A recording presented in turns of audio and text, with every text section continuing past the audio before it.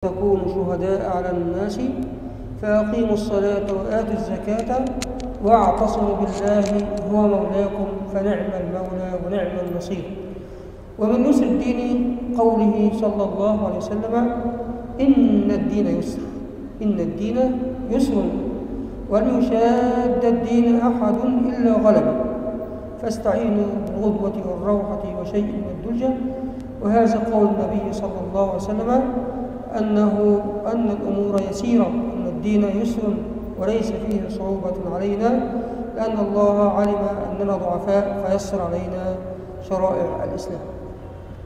Dan di antara keistimewaan dari agama ini adalah Allah Subhanahu wa taala menjadikannya agama yang mudah bagi siapa saja, sehingga siapapun dengan segala situasi dan kondisinya bisa menjadi muslim, muslimah yang baik, sebagaimana juga dijelaskan oleh Rasulullah Shallallahu Alaihi Wasallam di dalam hadisnya, dan juga di dalam Al-Quranul Karim di akhir surat Al-Hajj Allah juga menjelaskan tentang bahwa Islam datang adalah untuk memberikan kemudahan, bukan untuk menjadi beban dan memberatkan siapapun. فنجد أن الله عز وجل في فرائضه التي فرضها علينا ييسر علينا. فمثلا في فريضة الحج ويقول: ولله على الناس حج البيت من استطاع إليه سبيلا، من استطاع إليه سبيلا. فليس الحج فرضا على جميع المسلمين، بل إن الحج فرض على المستطيع، المستطيع في البدن، المستطيع في المال، المستطيع في السفر، يستطيع أن يذهب سفرا ذهابا وإيابا، المستطيع في قوة يعني يترك زاد أهله ويترك ما يكفيهم وحتى يعود. فالحج ليس على جميع الضعفاء، فالضعفاء والمرضى ليس عليهم حج، والفقراء ليس عليهم حج، بل إن الأغنياء والأقوياء هم الذين فرض الله عز وجل عليهم الحج، وهذا من يسر الله ورحمته علينا. Dan di antara bukti tentang bahwa Islam itu adalah agama yang mudah, di dalam kewajiban-kewajiban yang Allah wajibkan kepada kita, Allah Subhanahu wa taala memberikan banyak kemudahan. Salah satu contohnya adalah dalam ibadah haji, di mana ibadah haji itu diwajibkan oleh Allah hanya bagi orang yang punya kemampuan, baik secara fisik, mental, maupun juga dari sisi keuangan, dari sisi ekonomi. Sehingga tidak ada kewajiban haji bagi seluruh umat Islam yang tidak memiliki istita'ah di dalam melaksanakan ibadah itu. Ya, haji hanya wajib bagi orang yang punya kemampuan untuk berbekal sehat badannya, kemudian bisa berpulang pergi ke tanah suci Makkah, dan juga dia bisa melaksanakan kegiatan-kegiatan yang dilaksanakan di dalam ibadah haji. ومن رحمة الله عز وجل علينا أنه فرض الجهاد على المسلمين. الجهاد فرض على المسلمين، لكنه ليس فرض على الضعفاء ولا على المرضى ولا على الفقراء، وذلك في قول الله عز وجل في سورة التوبة: ليس على الضعفاء ولا على المرضى ولا على الذين لا يجدون ما ينفقون حرج إذا نصحوا لله ورسوله ما على المحسنين من سبيل والله غفور رحيم، ولا على الذين إذا ما أتوك تحملهم قلت لا أجد ما أحملكم عليه تولوا وأعينهم تفيض من الدمع حزنا ألا ينفقون، إنما السبيل على الذين يستأذنونك وهم أغنياء رضوا بأن يكونوا مع الخوالف وطبع الله على قلوبهم فهم لا يفقهون. فالمريض ليس عليه جهاد، والضعيف ليس عليه جهاد، والفقير الذي لا يجد ليس عليه جهاد، والرجل الذي عنده والدين، يعني والدين كبيرين في السن ليس عليه فرض الجهاد. فالنبي صلى الله عليه وسلم أتاه رجل وقال يا رسول الله ائذن لي بالجهاد. فقال هل لك من أبوين؟ قال نعم، يعني أبوين كبيرين في السن، أب وأم. قال النبي صلى الله عليه وسلم ارجع إلى أبويك ففيهما فجاهد، أي أن الجهاد طاعة والديك وخدمة والديك في الكبر هو جهاد، بل هو أفضل من الجهاد عند الله عز وجل. هذه من رحمة الله عز وجل ومن نصر الله عز وجل علينا. Begitu juga di kewajiban untuk melaksanakan jihad fisabilillah, itu juga diwajibkan hanya untuk orang-orang yang sudah memenuhi kriteria secara fisik, umur, usia, itu juga sudah cukup usia dan tidak memiliki hal-hal yang membuat dia terkendala di dalam melaksanakan jihad fisabilillah. Di antaranya kalau sudah sangat lanjut usia atau tidak memiliki kemampuan secara fisik seperti anak kecil, orang tua, perempuan, orang yang sakit.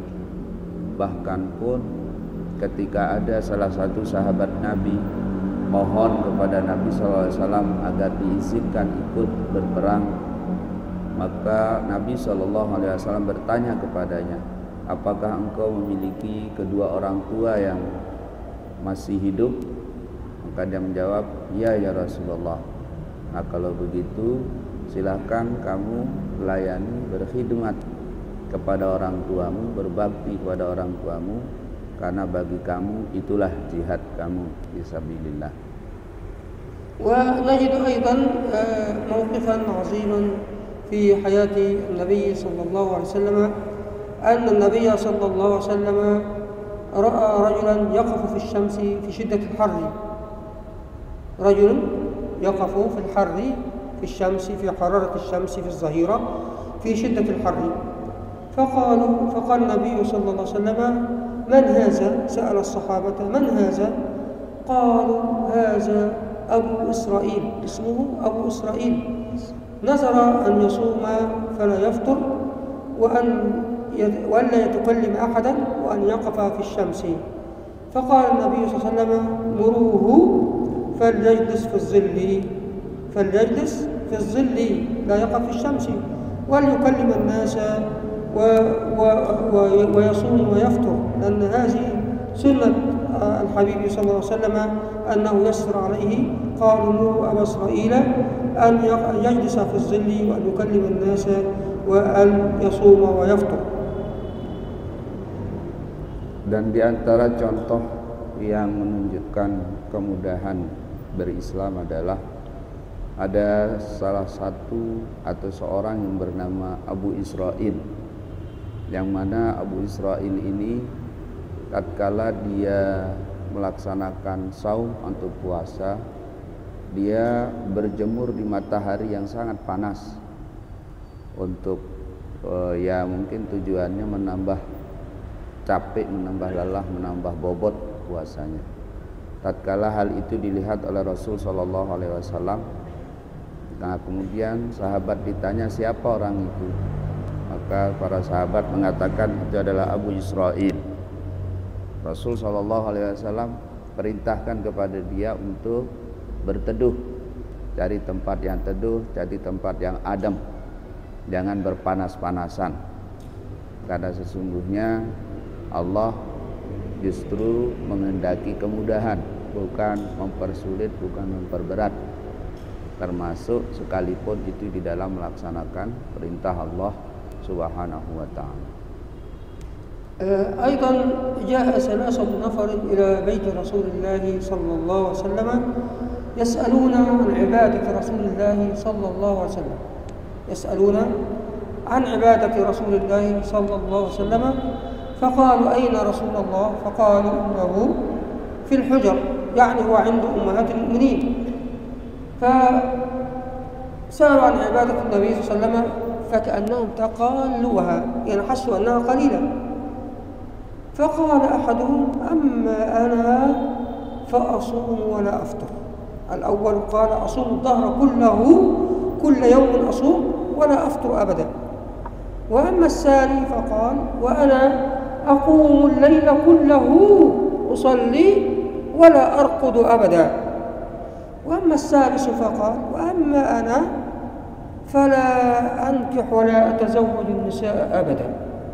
فخرج رسول الله صلى الله عليه وسلم بعدما سمعهم وهو غضبان وقال أما أنا فأنا والله أتقاكم لله وأنا أخشاكم لله.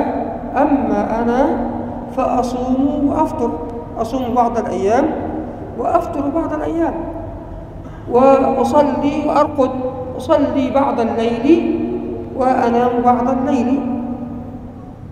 إن ربك يعلم أنك تقوم أدنى من ثلثي الليل ونصفه وثلثه وطائفة من الذين معك. هذه الآية وطائفة من الذين معك، فهذه آية قيام الليل. فهذا تيسير على أمة النبي صلى الله عليه وسلم أنهم يصومون بعض الأيام ويفطرون بعض الأيام، وأنهم يصلون بعض الليل وينامون بعض الليل يستريحون. وأما أنا فأتزوج النساء أي أنكح النساء، وهذه سنتي، وهذه سنتي، ومن رغب عن سنتي فليس مني. فالدين الإسلام دين يسر ودين سهل وليس دين صعوبة ولا رهبانية في الإسلام ولا تشدد في الإسلام، بل هو دين الرحمة. Dan diantara contoh lain adalah pernah suatu waktu beberapa orang datang ke istri-istri Rasul Shallallahu Alaihi Wasallam bertanya tentang ibadah, bagaimana ibadahnya Rasulullah Sallallahu Alaihi Wasallam. Maka mendengar cerita dari istri-istri Rasul Sallallahu Alaihi Wasallam tentang ibadah Nabi, orang-orang itu kemudian menyatakan, maka kalau saya akan puasa setiap hari, tidak akan ada jeda-jedanya, terus setiap hari puasa saya. Dan yang kedua mengatakan, kalau saya akan qiyamul lail sepanjang malam tanpa tidur selama-lamanya. Dan yang satu lagi mengatakan, kalau saya tidak akan menikah karena ingin fokus untuk ibadah hanya kepada Allah Subhanahu wa taala.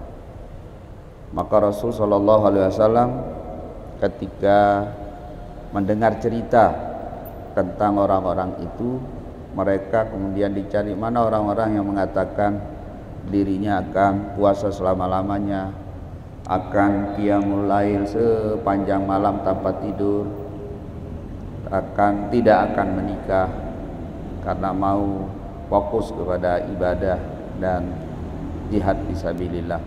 Nah, maka Rasul SAW mengatakan kepada mereka setelah datang bahwa kamu tahu enggak, aku ini kan orang yang paling takwa di sisi Allah Subhanahu wa taala, orang yang paling mulia di sisi Allah. Tapi aku puasa sehari, tidak puasa sehari. Jadi gilir-gilir, udah puasa udah hendak. Begitu juga pada malam hari aku qiyamul lail, tetapi aku juga tidur.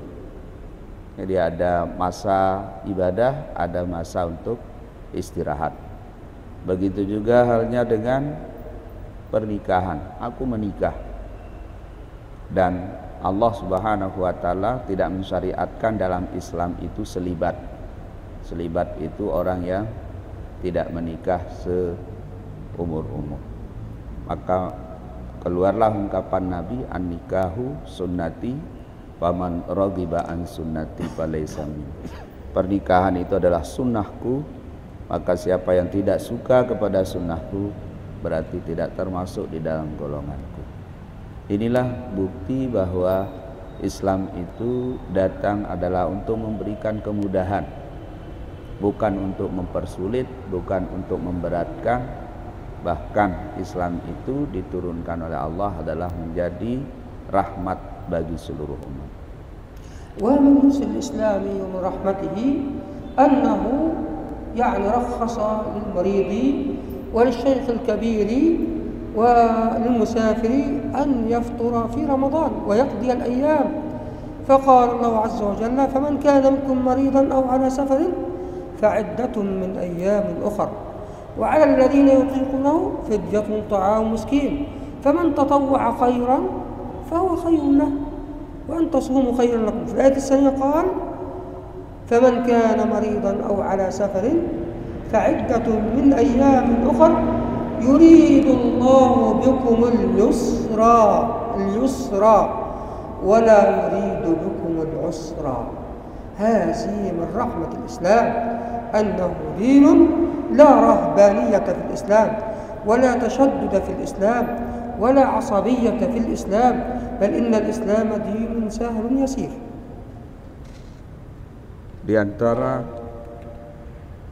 Di antara bukti kemudahan dalam Islam adalah termasuk di dalam hal-hal yang berhubungan dengan kewajiban saum, sebagaimana yang dijelaskan di dalam ayat-ayat puasa yang semua kita sudah maklum, di mana di dalam ayat itu Allah menjelaskan wa in kuntum maridun aw ala safarin fa'iddatun min ayyamin ukhra wa 'alal ladzina yutiqunahu fidyatun ta'amun miskin faman tatawwa khairan fa huwa khairul lahu wa antasumu khairul lakum in kuntum ta'lamun.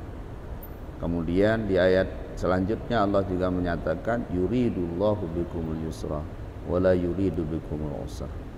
Ayat-ayat ini menjelaskan kepada kita terkait dengan kewajiban puasa bahwa kalau orang sakit, orang yang musafir itu diperkenankan oleh Allah untuk tidak harus puasa pada bulan Ramadan, tapi bisa menggantinya dengan mengqadha di saat dia telah sehat, di saat dia telah tidak musafir lagi.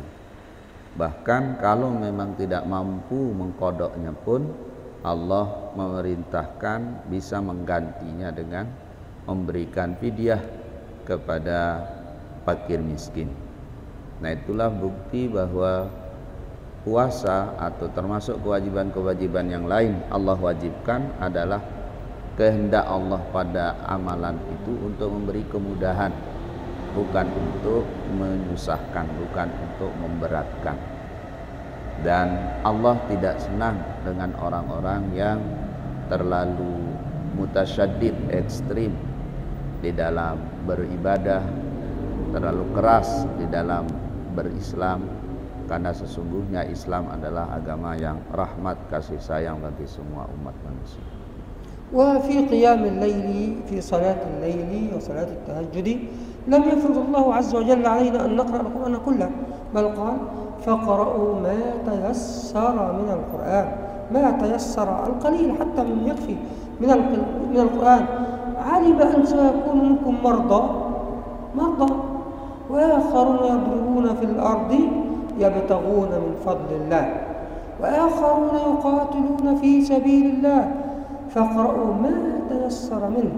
فهذا من تيسير الله ورحمة الله عز وجل أنه قال الشيء اليسير يقبله الله عز وجل، والله عز وجل يريد بنا يعني أن ألا نثقل على أنفسنا وألا نشق على أنفسنا ولا تكونوا كبني إسرائيل شددوا فشدد الله عليهم.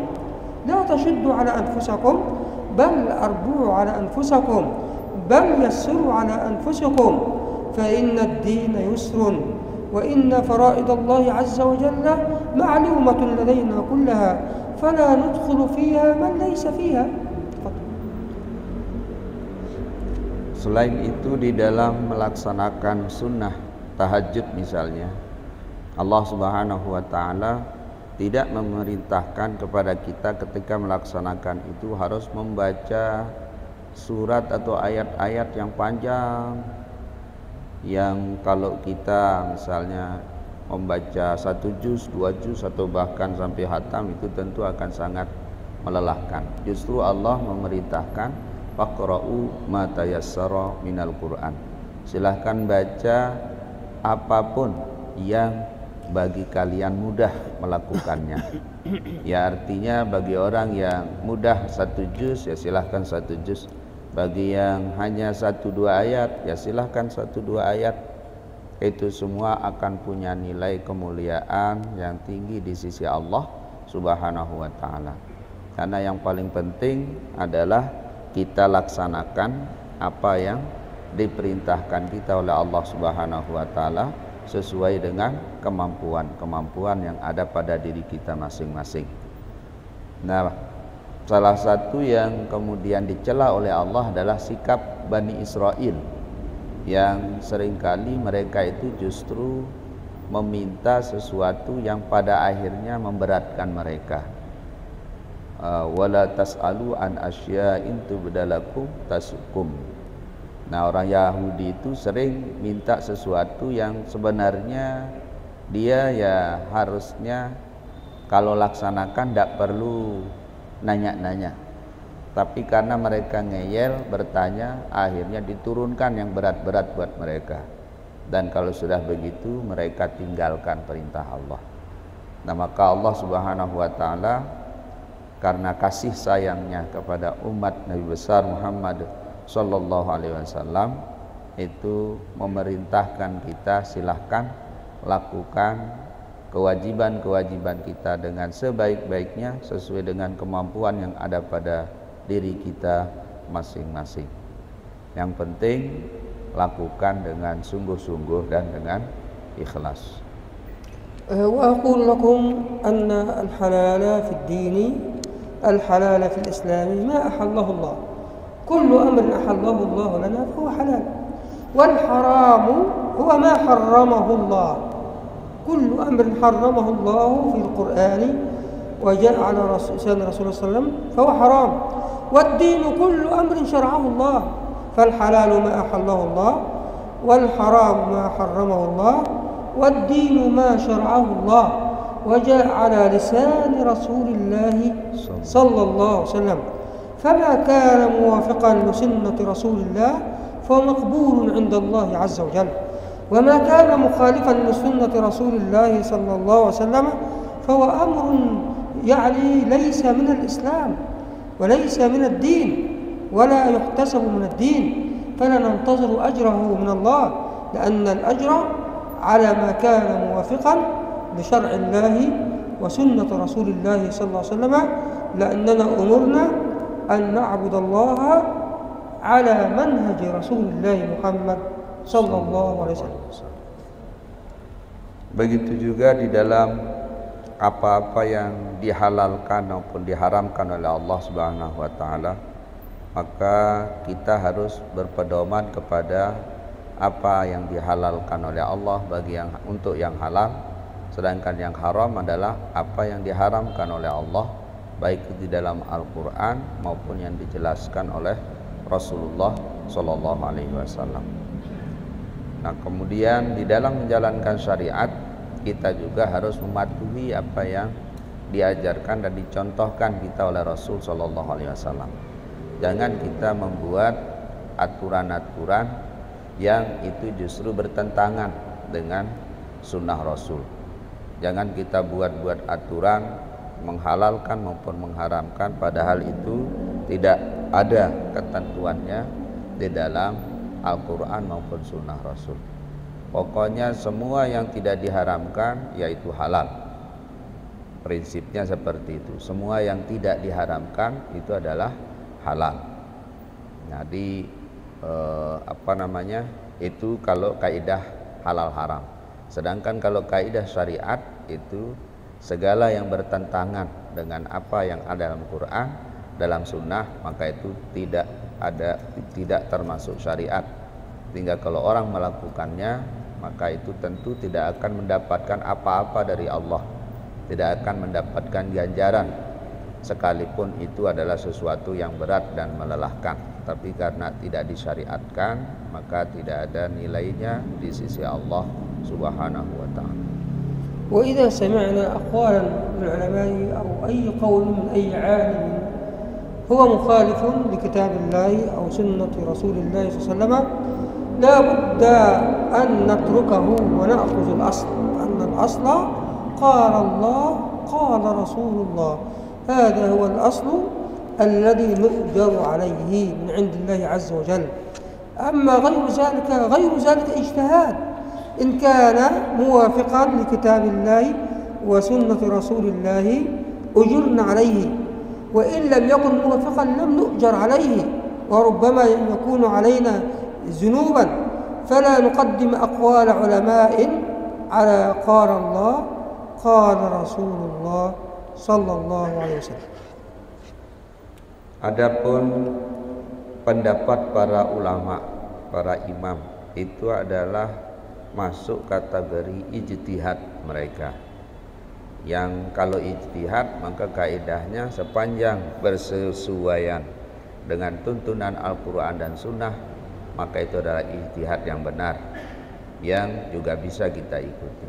Sebaliknya kalau ada qala qila yang muncul dari siapapun tapi kemudian tidak ada landasannya dari Quran, dari Sunnah, maka itu sebaiknya ditinggalkan karena kita tidak akan mendapatkan apa-apa kalau kita mengikuti itu, karena tidak ada dasarnya dari Al-Quran maupun dari Sunnah. Tapi sebaliknya kalau kaul imam ulama itu memiliki keselarasan dengan apa yang ada dalam Al-Quran maupun Sunnah, maka itu berarti termasuk bagian dari tuntunan Al-Quran dan Sunnah, sehingga silahkan diikuti. Namun catatannya, jangan kita lebih mendahulukan kata siapapun dari Al-Quran dan Sunnah. وأختم بهذا الحديث، حديث ما أفضله وما أروعه. قال رسول الله صلى الله عليه وسلم: ثلاث من كن فيه وجد حلاوة الإيمان في قلبه. للإيمان حلاوة في القلب. ما هي يا رسول الله؟ قال: أن يكون الله ورسوله أحب إليه مما سواهما. يحب الله ورسوله، يحب شرع الله ويحب حديث رسول الله صلى الله عليه وسلم، هو أحب الأشياء إلينا. قال الله قال رسول الله أحب الأشياء إلينا،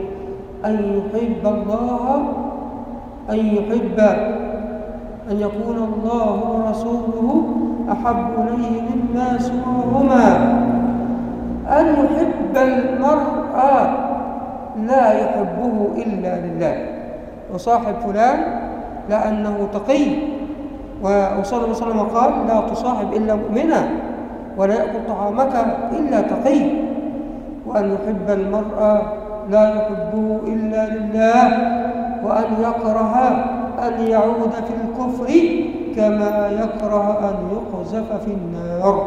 ثلاث من كن فيه وجد حلاوة الإيمان في قلبه. الأولى أن يكون الله ورسوله أحب إليه مما سواهما. الثانية أن يحب المرء، يعني صديقك أو حبيبك، لا يحبه إلا لله. الثالثة أن يكره أن يعود إلى الكفر كما يكره أن يقذف في النار. صدق رسول الله صلى الله عليه وسلم. Terakhir beliau menyampaikan kepada kita hadis Rasul sallallahu alaihi wasallam yang maknanya bahwa ada 3 hal yang apabila ada 3 hal itu pada diri seseorang, maka dia pasti akan merasakan manisnya iman, nikmatnya ibadah dan taat kepada Allah Subhanahu wa taala. Yang pertama adalah apabila kita mencintai Allah dan Rasulnya melebihi, apabila kita cinta kepada Allah dan Rasulnya lebih dibanding dengan apapun, baru bisa kita merasakan manisnya iman dan nikmatnya melaksanakan ketaatan. Yang kedua, apabila kita mencintai siapapun itu karena Allah, dan benci pun juga karena Allah. Jadi cinta kepada seseorang ya semata-mata karena Allah, bukan karena yang lain-lain. Dan yang ketiga adalah apabila di hatinya ada kebencian atau ketakutan untuk melakukan kesalahan, kekufuran, sebagaimana takutnya bahkan dia lebih takut untuk melakukan kesalahan, melakukan kekufuran itu dari seperti orang yang takut dilemparkan ke dalam api neraka atau ke dalam api. Sebegitulah takutnya dia untuk balik lagi kepada hal-hal yang dilarang oleh Allah, untuk melakukan tindakan-tindakan kekufuran. Nah, inilah tiga hal yang harus kita semua berusaha mewujudkannya di dalam diri kita masing-masing. Yaitu pertama, jadikanlah Allah dan Rasulnya sebagai cinta kita yang paling tinggi dari apapun, termasuk dari diri kita sendiri. Kedua, saling mencintailah karena Allah, semata-mata karena Allah. Dan yang ketiga, belajarlah untuk membenci apapun kekufuran, ketidakbaikan itu, sehingga kita menjadi sangat takut melakukannya, sebagaimana takutnya kita terbakar oleh api. وأخيرا أقول لكم أن هذا المجلس كان مجلسا مباركا نزلت فيه علينا ملائكة الرحمن عز وجل، وتنزلت فيه الرحمات والسكينة من الله عز وجل. وإن شاء الله أسأل الله عز وجل أن يتقبل منا وأن يرحمنا. اللهم ادخلنا في رحمتك وأنت أرحم الراحمين. اللهم ادخلنا في رحمتك وأنت أرحم الراحمين. وتقبل منا إنك أنت السميع العليم. واعف عنا يا كريم، واعف عنا يا كريم، وارحمنا وادخلنا برحمتك التي وسعت كل شيء. وقلت وقولك الحق سأكتبها للذين يتقون ويؤتون الزكاة والذين هم بآياتنا يؤمنون. واجعلنا من الذين يتبعون كتاب الله سنة رسول الله صلى الله عليه وسلم. واجعلنا من الذين يموتون على كتاب الله وعلى سنة رسول الله. واجعلنا من الذين يموتون ويقبضون على كتاب الله وعلى سنة رسول الله محمد صلى الله عليه وسلم. واجعلنا من الذين يعيشون حياتهم كلها على سنة رسول الله محمد صلى الله عليه وسلم. اللهم حبب إلينا الإيمان وزينه في قلوبنا وكره إلينا الكفر والفسوق والعصيان واجعلنا من الراشدين. واجعلنا من الذين يستمعون قولا فيتبعون أحسنه. اللهم إنا نسألك علما نافعا وقلبا خاشعا ولسانا ذاكرا وعملا صالحا متقبلا ورزقا طيبا واسعا وولدا صالحا وولدا بعد الموت صالحا وشفاء من كل داء. اللهم إنا نسألك موجبات رحمتك وعزائم مغفرتك والسلامة من كل إثم والغنيمة من كل بر والفوز بالجنة والنجاة من النار.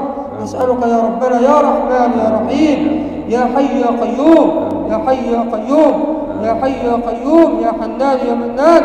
نسألك عيش السعداء ومنازل الشهداء ومرافقة الأنبياء والنصر على الأعداء والفوز في اللقاء